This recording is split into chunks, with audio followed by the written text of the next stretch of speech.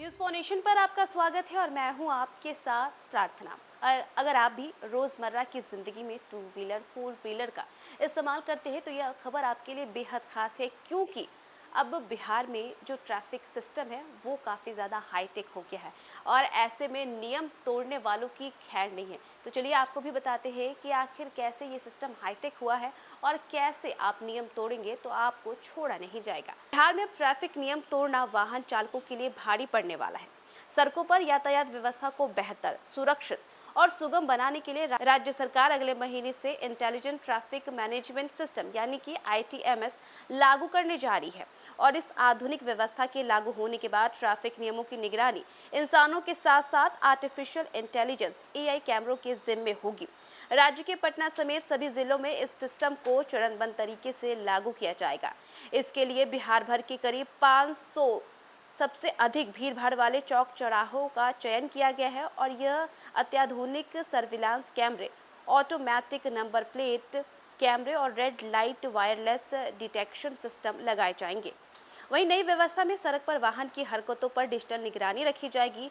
यदि कोई चालक तेज रफ्तार से वाहन चलाता है, रेड लाइट तोड़ता है, गलत लेन में गाड़ी चलाता है या बिना हेलमेट और सीट बेल्ट के पकड़ा जाता है तो AI कैमरा तुरंत वाहन का नंबर स्कैन कर लेगा और सिस्टम अपने आप ई चालान जारी कर देगा।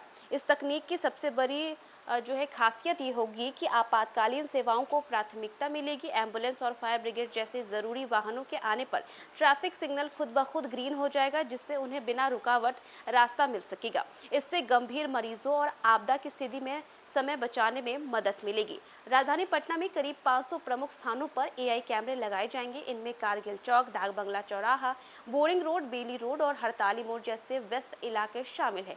इसके अलावा मुजफ्फरपुर, भागलपुर, बिहार शरीफ, गया, दरभंगा और पूर्णिया जैसे प्रमुख शहरों में भी यह व्यवस्था लागू होगी। सिर्फ शहरों तक नहीं सीमित रह गई है, बल्कि ITMS का दायरा सड़क हादसों पर लगाम लगाने के लिए पटना बख्तियारपुर मोकामा NH, पटना डोभी गया NH, पटना मुजफ्फरपुर NH और आमस दरभंगा एक्सप्रेसवे के प्रमुख जंक्शनों और टोल प्लाजा पर भी आधुनिक कैमरे और सेंसर लगाए जाएंगे। सरकार का दावा है कि इस तकनीक से ट्रैफिक जाम कम होगा, सड़क दुर्घटनाओं में कमी आएगी और नियम तोड़ने वालों पर प्रभावी कार्रवाई हो सकेगी।